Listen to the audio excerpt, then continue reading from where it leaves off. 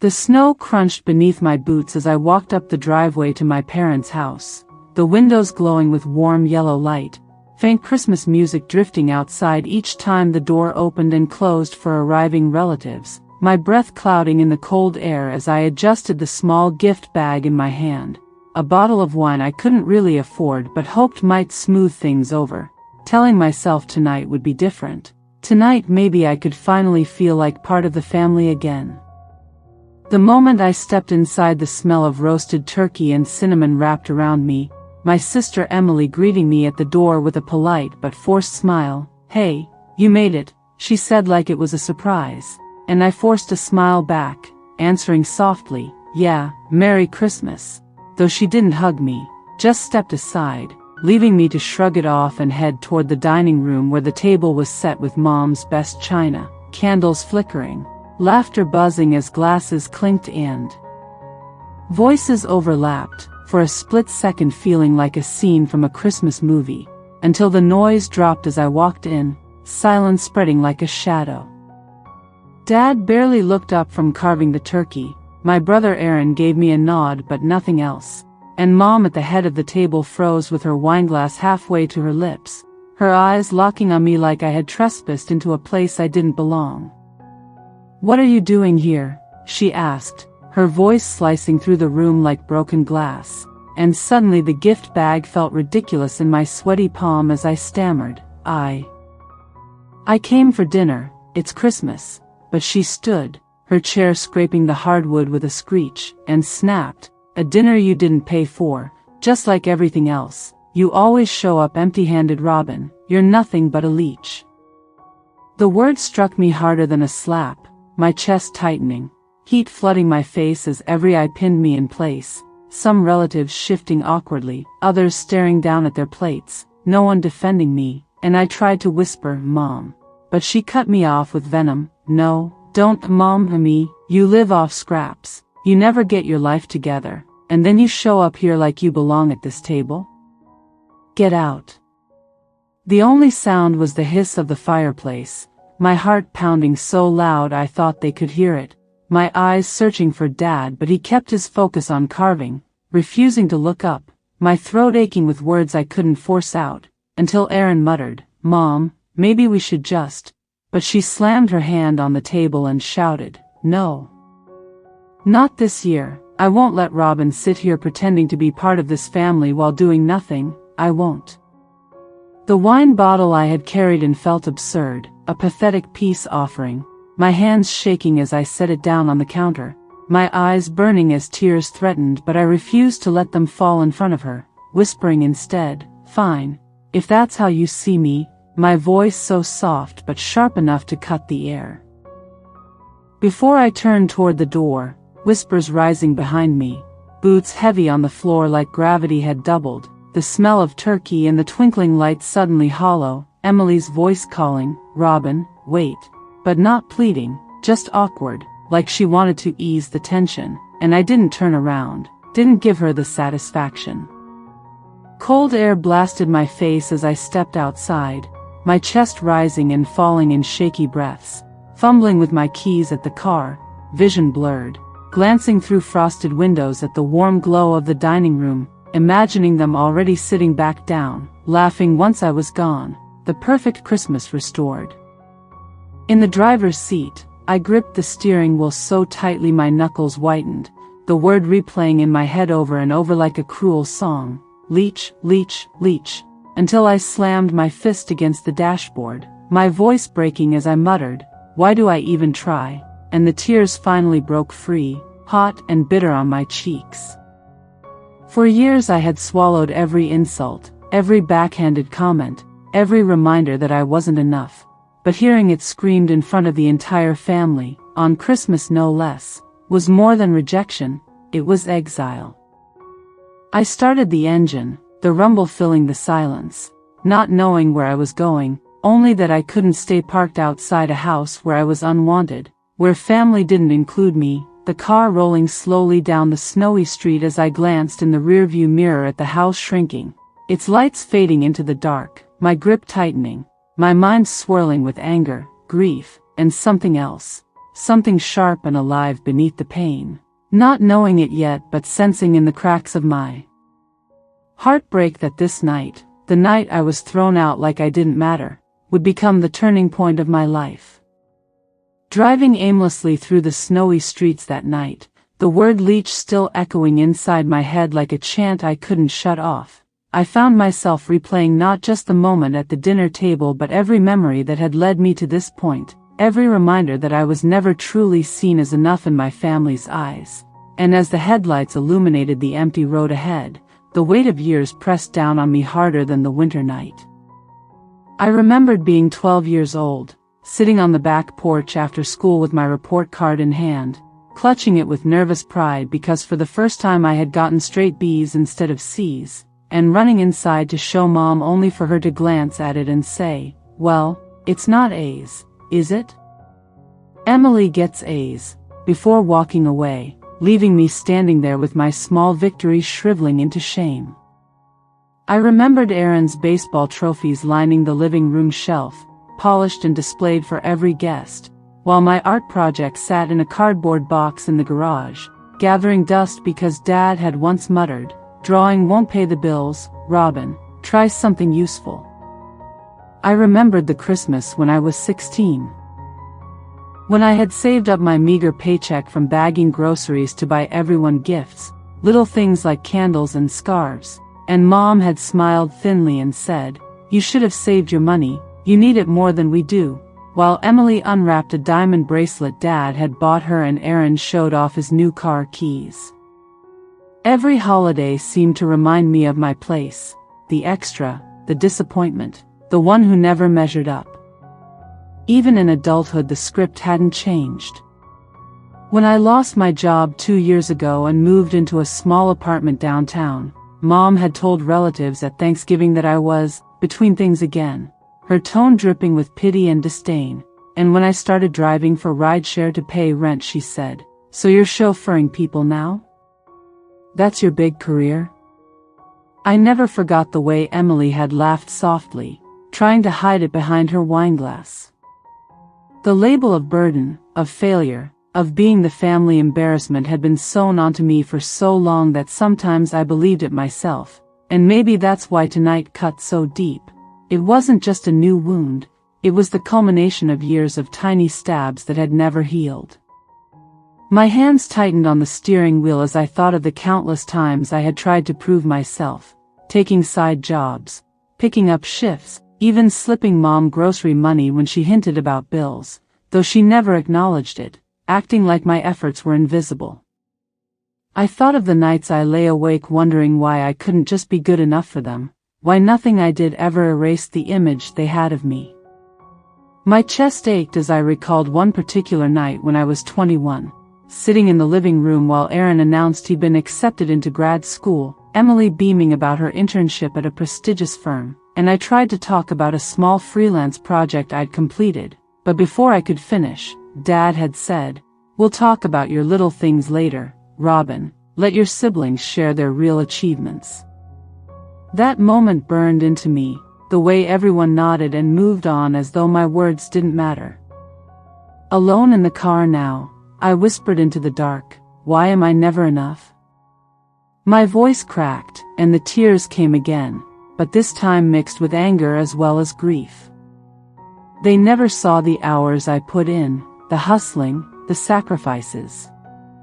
They only saw the moments I stumbled, the empty spaces I hadn't filled, the expectations I hadn't met.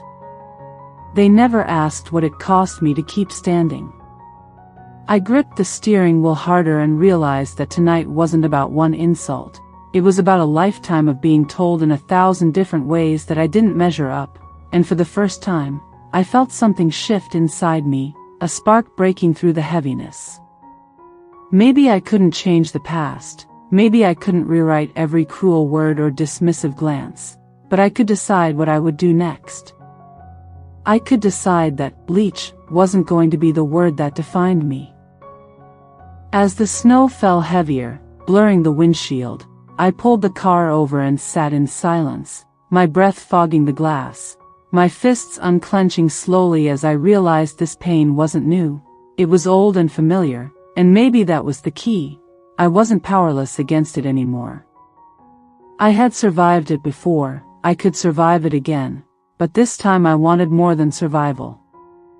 I wanted to prove, not to them, but to myself, that I was worth more than their shallow definitions. Sitting there in the dark, the memories flooding me like a movie reel of failures and dismissals, I whispered again, but louder this time, I am not a leech, and though my voice trembled, the words felt like the first bricks of something new, something stronger being laid inside me. The days after Christmas felt like walking through a fog I couldn't shake, the word leech hanging over me even as I tried to throw myself into work, driving strangers through icy streets for long hours just to fill the silence. But no matter how many rides I completed or how many tips I pocketed, the sting of Mom's voice echoed like a broken record in the back of my mind, and I couldn't stop questioning everything about myself. At night when I collapsed onto my mattress, exhausted, I stared at the ceiling and replayed that dinner scene, seeing the disgust on her face, the way Emily smirked and Aaron looked away, and I wondered if maybe they were right, maybe all my hustling and scraping was nothing more than survival, not success. Rent loomed at the end of every month, groceries ate away at what little was left, and the cycle of just getting by seemed endless. One morning I checked my bank account and felt the familiar anxiety gnawing at me, barely $300 left after bills, and still a week to go before the next cycle of deposits from rideshare and deliveries would trickle in. I sat at the tiny kitchen table, head in my hands, whispering, "How long can I keep doing this?" I thought about applying for more stable jobs, but every listing seemed to demand degrees or connections I didn't have. Every application was another chance for silence or rejection. The struggle wasn't just financial, it was emotional too. Every call from my family felt loaded, every holiday or birthday invitation carried the unspoken reminder that I wasn't measuring up. Once in January, Mom called me out of the blue, not to apologize for Christmas, not even to check in on me, but to ask if I could drop off Aaron at the airport since I had the flexible schedule. I swallowed my pride, agreed, and when Aaron got into the car, he spent the ride scrolling through his phone, barely acknowledging me, until he looked up and said casually, "So, you still doing the whole Uber thing?" As if my entire existence was just a hobby. I forced a smile and said, "Yeah, pays the bills," but inside I felt myself breaking again. At night, my dreams were restless, visions of Mom calling me names, of Dad shaking his head in disappointment, of Emily laughing with her perfect life. I woke up sweating, sometimes crying, wondering why their opinions held so much power over me. But even in those dark moments, there was a flicker of determination, small but real, that refused to die. I started keeping a notebook by my bed, jotting down ideas, plans, fragments of thoughts like, save $50 every week no matter what, or research night classes in accounting, anything that felt like a step forward instead of running in place. The struggle was relentless, though. Some weeks were better than others. I'd hit a lucky streak of generous passengers, or snag a catering delivery that paid double, and I'd feel like maybe things were turning around. But then my car would need repairs, or rent would rise again, and it was like the ground crumbled under my feet all over. Still, I pushed forward because the alternative was giving in to the voice that called me a leech, and I couldn't let that win. One freezing February night, after a 12-hour shift, I parked outside my building and sat in the car, staring at my reflection in the rearview mirror. My eyes were bloodshot, my shoulders slumped, but I whispered, "You're still standing," and somehow that small acknowledgement gave me the strength to climb the stairs instead of collapsing. The struggle wasn't glamorous, it wasn't the kind of story anyone in my family would brag about, but it was real and it was mine, and slowly I began to understand that surviving in spite of everything was its own kind of power. It was one of those nights in late February when the cold seemed to cut straight through my jacket, and I was bone-tired from another endless shift of driving strangers who never even looked up from their phones, and I sat in my car outside the apartment staring at the frost forming on the inside of the windshield, wondering if this was it, if this was all my life would ever be, a hamster wheel of exhaustion and shame. But then my phone buzzed with a notification that would change everything. It wasn't from family. They didn't text me unless they needed something. It was a random email from a passenger I had driven weeks earlier, a woman who had been quiet most of the ride until we'd started talking about books and dreams and how hard it was to make something of yourself when the odds were stacked against you, and apparently I had left some kind of impression because the subject line said, "Opportunity." My hands trembled as I opened it, half expecting a scam, but instead it was her saying she worked at a small startup and they needed someone dependable to help with logistics, someone who understood people, someone who wasn't afraid of long hours or hard work. "I don't know if you'd be interested," she wrote, "but something about your drive and honesty stuck with me." I sat there in disbelief, rereading it 3 times, my heart pounding, because for the first time in forever someone outside of my family saw me as something more than a leech. That night I barely slept, adrenaline rushing through me, my mind racing with possibilities, and by morning I had crafted a careful but eager reply saying I'd be honored to talk. The interview was nothing like the stiff, judgmental ones I had been through before. The woman, her name was Claire, welcomed me into their cramped office with coffee and a smile, and asked about my life, not just my resume. I told her about the grind, about hustling to pay rent, about learning to manage time and people on the fly, and instead of looking down on me, she nodded as if those were valuable skills. "You've got resilience," she said, "and that's rarer than you think." When she offered me a trial position, it felt like someone had opened a door I didn't know existed. The pay wasn't huge, but it was steady, and for the first time I could breathe without calculating every single gallon of gas against every meal. The spark wasn't just the job, it was what it lit inside me. Walking into that office each day, I felt a shift, like I was stepping into a version of myself I had always hoped to be. The others on the team didn't care about my family name or whether I drove Uber at night. They cared that I showed up, worked hard, and kept moving even when things got messy. That validation, small as it might have seemed, began to heal something raw in me. Of course, the struggle didn't vanish overnight. I still worked nights to make up for what the job couldn't cover, still counted every dollar, still fought the old voices in my head, but now there was a direction, a sense that I wasn't just spinning wheels. One evening after work, I caught myself smiling as I cooked ramen in my kitchen, and it startled me because I couldn't remember the last time I had felt that lightness. The spark had ignited something bigger than I realized. It gave me the courage to think about a future instead of just surviving day to day. And though I knew my family still saw me as the same failure who had walked out of Christmas dinner humiliated, I began to understand that maybe, just maybe, their definition of success wasn't the only one that mattered. The trial period at Claire's startup stretched into weeks, and each day I walked into that tiny office with its buzzing fluorescent lights and cluttered desks feeling a mix of nerves and determination, telling myself, don't screw this up, but also, this could be the start of something, and I carried that weight like fuel. I still drove at night, shuttling strangers around the city, but now the exhaustion felt different, purposeful, like every late hour behind the wheel was an investment in holding on to the chance I had been given, and the strange thing was, I started to notice how the grind sharpened me instead of breaking me. When the team hit roadblocks, when shipments were delayed or customers complained, I leaned on the same grit I'd used to keep myself afloat all those years, the same problem-solving born from necessity. And slowly I became the one people turned to. Claire would glance at me across the table during heated discussions and say, "What do you think, Robin?" And those words lit me up because someone actually wanted my input. The drive wasn't just about survival anymore. It was about momentum, about proving to myself that I could keep climbing.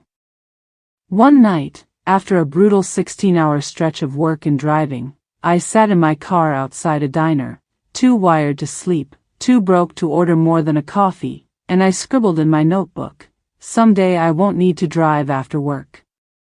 Someday this hustle will be enough." That promise became a mantra. I taped scraps of paper with those words on my fridge, on my bathroom mirror, even on the dashboard of my car. Every time fatigue threatened to swallow me, I'd whisper, "Someday," and push forward. What surprised me was how the people around me started to notice. A barista at the coffee shop I frequented said, "You're always working, huh?" And I laughed, not realizing until later that it was true. My entire life had become motion, and though part of me feared burning out, another part knew I'd been stagnant too long under the shadow of my family's judgment. Now I was moving, really moving, and it felt intoxicating. Still, the echoes of Mom's voice haunted me, especially during the quiet hours on the road when my passengers were silent and the city lights blurred past. "Leech," she had said, and even as I built something new, I carried that scar like a weight in my chest. It pushed me harder, though, because deep down I wanted the day to come when I could stand in front of her and say, "I am not what you think I am." The drive wasn't only about money or stability, it was about reclaiming my dignity. One weekend, Claire pulled me aside after we'd solved a near disaster with a supplier. "Robin," she said softly, "you're becoming the backbone of this team. Don't underestimate yourself." I nodded, but inside I felt like crying, because for the first time in so long, someone was telling me I was needed instead of disposable. That validation burned hotter than coffee and stronger than adrenaline. I drove home that night with the windows down despite the chill, the wind freezing my cheeks, but I didn't care because I felt alive. I whispered into the night, "I'm not done yet. I'll never be done." That's what the drive became, a vow to keep pushing, to keep proving, to keep becoming more than the world expected of me. The momentum from work and late-night driving carried me through those early months, but I knew deep down that grit alone wouldn't be enough forever, and if I wanted to change my life in a real way I needed more than survival, I needed a plan. It started small, almost like a whisper inside me. The thought that maybe I could do more than just help someone else build their dream, maybe I could carve out something of my own, and that thought grew louder every day I walked into the office and saw how Claire and the others turned chaos into opportunity. One evening after a long shift, I spread my notebook across the kitchen table and stared at the pages of scattered ideas and half-baked notes I had been scribbling for months, everything from delivery service for local shops, to financial literacy app, to community space for gig workers. None of it felt polished, but it was mine, and for the first time I wasn't afraid to look at the mess of possibilities and imagine them real. The plan wasn't about becoming rich overnight. I wasn't that naive. It was about creating a ladder I could climb step by step, a ladder no one could kick out from under me. I started by setting rules for myself: save at least $200 a month no matter what, spend an hour each morning learning new skills online before heading to work, and treat every ride, every conversation, every setback as research. The discipline was brutal, but it gave me direction. And soon the plan began to take shape around an idea that kept tugging at me: building a service that connected small, overlooked businesses with customers too busy to find them. I had seen it firsthand while driving, how mom-and-pop stores struggled while chains thrived, how people wanted convenience but also authenticity, and I thought maybe, just maybe, I could bridge that gap. At first it felt ridiculous, like who was I to start anything? But then I remembered Claire's words about resilience and how rare it was, and I told myself that if nothing else, I had the stubbornness to keep going when others quit. That stubbornness became my weapon. I worked with scraps, free software trials, late nights at the library using their Wi-Fi when mine got cut off, and endless lists of potential names and designs.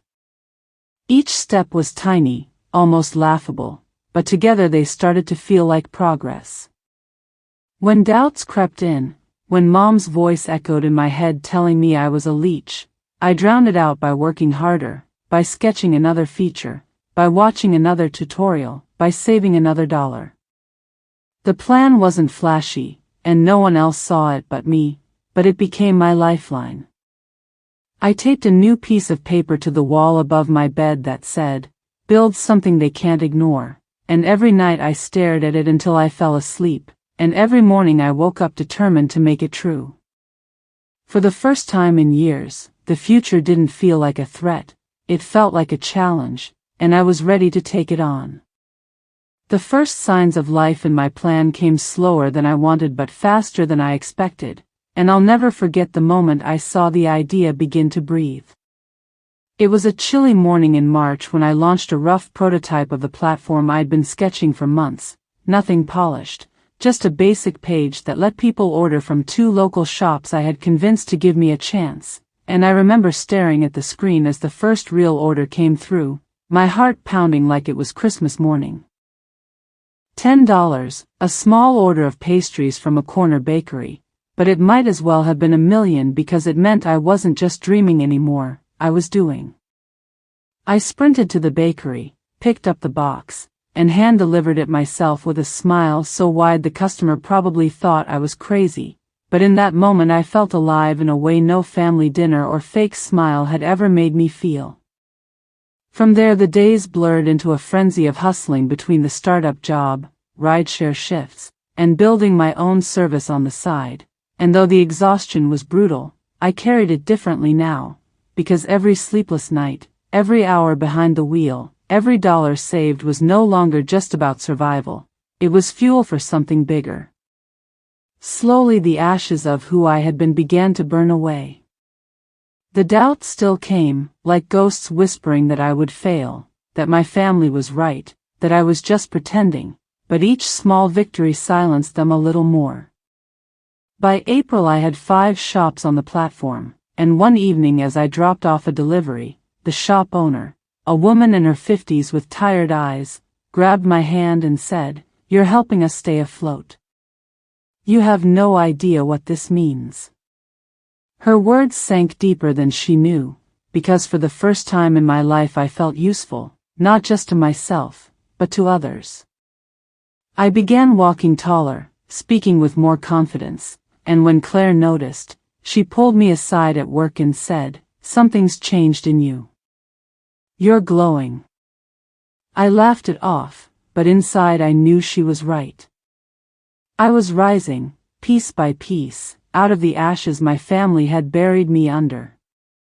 Of course, success didn't come without setbacks. The website crashed one weekend, I messed up an order and lost a customer, and money was always razor thin. But instead of crumbling, I learned to adapt, to problem solve, to push forward with a resilience that shocked even me. One night as I drove through the city, the skyline glowing against the dark, I whispered to myself, "You're not a leech. You're building something." And for the first time, I believed it. The ashes of humiliation, of being cast out on Christmas night, no longer defined me, they fueled me, and I was determined to keep rising until there was no doubt left in anyone's mind, especially my own. By the time Thanksgiving rolled around, the snow still crisp on the sidewalks and the holiday lights flickering in the early evening, I had transformed more than just my small business. I had transformed myself, and I knew the return to my family's home would be different this time, not because I needed their approval but because I finally understood my own worth. The car ride there was quiet, my hands steady on the wheel for the first time in years as I rehearsed in my mind what I would say, what I wouldn't say, and how I would let them see me, not as the failure they labeled me, but as someone who had fought tooth and nail for every inch of success I now claimed. I parked outside, the familiar glow of the house greeting me, and as I stepped out, my chest wasn't tight with anxiety anymore, it was firm with purpose. I opened the door and walked in, carrying a quiet confidence instead of the trembling shame that had driven me away months ago. Mom froze, her wineglass halfway to her lips, the same look of disgust she had worn that Christmas night.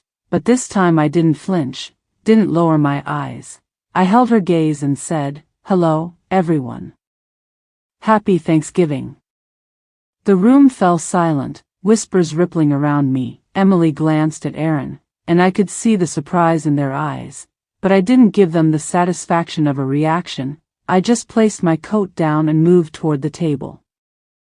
Dad's carving knife hovered midair as he looked up, and the first words out of his mouth were, "Robin," and I smiled softly. "Yes, it's me," and that simple acknowledgement hung heavy in the air, heavier than any apology or insult could have been. They all sat, frozen, while I pulled out the small dish I had prepared to contribute, setting it on the table, a humble gesture but one that felt monumental because I had done it on my own terms. The chatter started slowly, tentative, cautious, and I answered questions with a calm clarity, talking about the business, the shops I was helping, the hours I put in, and for the first time, I saw eyes widen, jaws tighten, nods of respect creeping into conversations that once had only been filled with judgment. Emily whispered, "I didn't realize," and I shook my head gently. "You never asked," I said softly, letting the words hang, not as an attack, but as a quiet truth. Mom opened her mouth, but no words came, and I realized she was finally seeing the results of all those nights I had spent fighting for myself, all the times I had silently carried the weight she accused me of, and that was enough for me. I didn't need a full apology, didn't need a lecture or validation. I just needed them to see that I had grown beyond the small box they had placed me in, that their labels no longer held power over me. As the meal progressed, laughter tentatively returned to the room, the edges softer, the tension easing, not because everything was perfect, but because the dynamic had shifted irrevocably.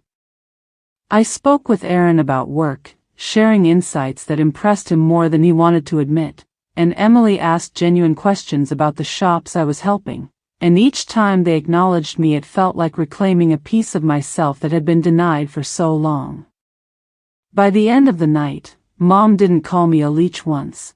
She didn't even speak, but there was a quiet acknowledgement in her eyes, a recognition that I had survived, that I had built, that I had refused to be broken, and that recognition was more powerful than any words could have been.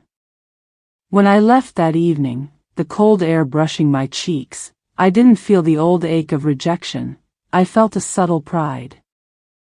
A satisfaction that wasn't about them at all, but about the journey I had taken, the struggles I had faced, and the person I had become, because for the first time, I knew I didn't need their approval to be whole, but I also knew they could no longer deny me the respect I had earned, and that truth warmed me more than the lights of the house ever could.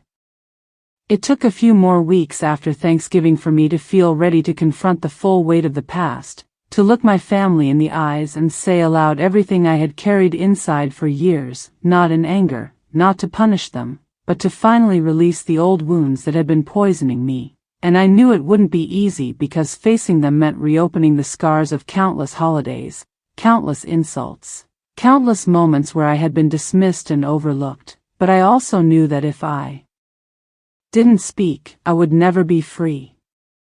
One evening, I invited them over to my apartment, deliberately small and modest, far from the lavish house where I had been labeled a leech, and I greeted them at the door with calm composure, expecting tension, expecting resistance, and maybe even the sneer that had accompanied so many past interactions, but instead, they were quiet, tentative, like they sensed the change in me before I even said a word. I guided them to the living room, the same space I had spent nights plotting my small victories, the walls lined with notes and plans and evidence of a life being built deliberately and carefully, and I took a deep breath, the kind that clears your lungs and steadies your heart, and said, "I need to tell you something about the past and about who I've been." Mom's lips pressed tight, Emily's eyes widened, and Aaron leaned forward, curiosity shining through his habitual aloofness. For years, I began. I've heard words and seen actions that made me feel like I wasn't enough, like I was a burden, like I was a leech. I've carried that weight for so long, trying to prove myself, trying to make you see me differently, and most of the time it felt impossible. It felt like no matter what I did, I would never escape the box you put me in. The silence in the room was heavy, the kind that presses down on you, but I kept going, my voice firm, steady, filled with the fire that had carried me through months of struggle. I've worked nights, I've saved every dollar, I've built something from nothing, not for you, not for validation, but for myself, to prove that I am capable, that I am worthy, and that your words do not define me. I saw Mom's face soften slightly, a flicker of something unreadable crossing her expression. Emily bit her lip, Aaron's jaw clenched, and I knew my words were landing where they needed to, not as guilt, not as shame, but as truth. I continued, I'm not the person you thought I was. I'm not a leech. I'm someone who survives, who creates, who refuses to be broken by judgment or rejection, and I hope, if nothing else, that you can finally see me for who I am. Not the version you imagined or wanted me to be. The room was silent for a long moment, the kind of silence that stretches and hangs, heavy with the weight of acknowledgement, and then Emily whispered, almost like a confession, Robin. I didn't know, and I shook my head gently. You never asked, I replied, not accusatory, just a statement of fact, a boundary drawn clearly and calmly, and I felt the tension begin to shift, not instantly healed, but lifted enough that real connection could begin. Mom looked down, her fingers fidgeting with the hem of her sleeve, and said quietly, I didn't realize I hurt you that much, and for the first time, the words were not defensive, not dismissive, they carried weight, remorse, recognition, and it struck me that this was a turning point not for revenge or anger but for understanding. I smiled softly, letting myself feel the release that came from speaking my truth aloud, the decades of invisible pain finally illuminated and acknowledged, and I realized that the power wasn't in making them feel guilty, it was in reclaiming my own story, in owning every struggle, every sleepless night, every small victory and failure that had brought me here, standing tall, unbroken, unapologetic. Aaron finally spoke, voice tight with emotion I had rarely seen from him. You've really done it, Robin. I didn't realize how much you were fighting for yourself all this time. I nodded, feeling a weight lift from my shoulders that I hadn't even realized I was carrying. I didn't do it for you or anyone else. I did it because I couldn't let the labels define me anymore. And in that moment, I saw a shift in all of them, not a complete transformation, not an instant family reunion perfect and whole, but a recognition that I had grown beyond the box they had trapped me in, and that was enough for me, enough to finally breathe without the old fear choking me, enough to step forward in life without looking back, enough to know that I had finally claimed my own worth. By the time the next Christmas rolled around, I was a different person in every sense of the word, not because I had become perfect, not because all struggles were gone, but because I had built a life I could be proud of, a life defined by my choices and my efforts rather than the opinions of those who had doubted me. And walking up the snowy driveway to my parents' house felt different this time. It wasn't fear or dread that made my chest tight.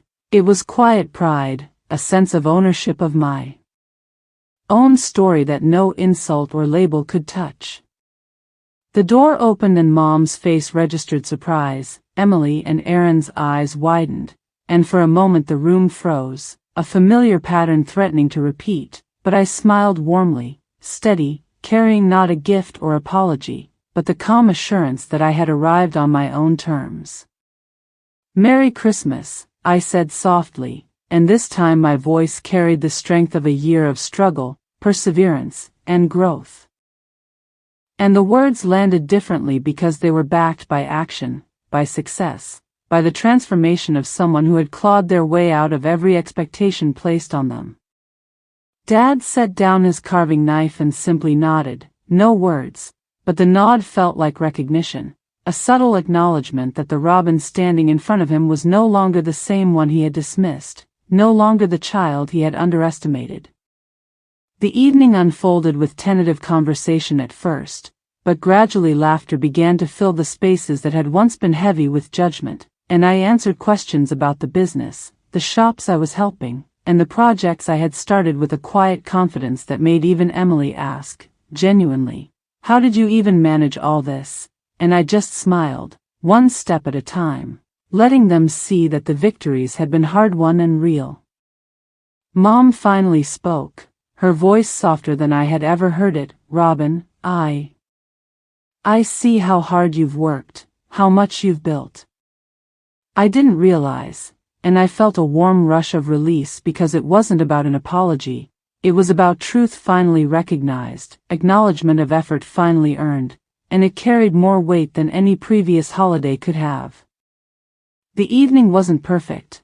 There were moments of tension, glances that lingered, questions I could see they were hesitant to ask, but it was real, it was honest, and that honesty mattered more than any facade of family cheer. Later, as I walked out to my car in the crisp night air, snowflakes falling softly, I looked back at the house and didn't feel the old pang of rejection, didn't feel the label of leech trying to creep back into my chest. I felt something new, peace, pride, and the satisfaction of knowing I had survived, I had fought, and I had emerged on the other side stronger, wiser, unshaken by the judgments that had once held me captive. I whispered into the night, "This is only the beginning," because I knew it was. The journey of building, of striving, of living on my terms was ongoing, but for the first time in my life, I could see the horizon clearly, the path ahead wide and open, free from the shadows of old wounds, and I realized the greatest gift I had given myself wasn't money, success, or recognition. It was the reclaiming of my own worth, the shedding of every label, every doubt, every insult, and stepping fully into the person I had always been capable of becoming. That night, snow crunching under my boots as I got into my car, I smiled at the reflection in the rearview mirror, not the face of someone small or broken, but someone who had fought through every challenge, endured every struggle, and built a life defined not by the judgment of others but by resilience, vision, and heart. And in that moment I knew without a shadow of doubt that no words, no past, no labels could ever touch the foundation I had laid for myself, that I was finally free, whole, and ready to rise even higher.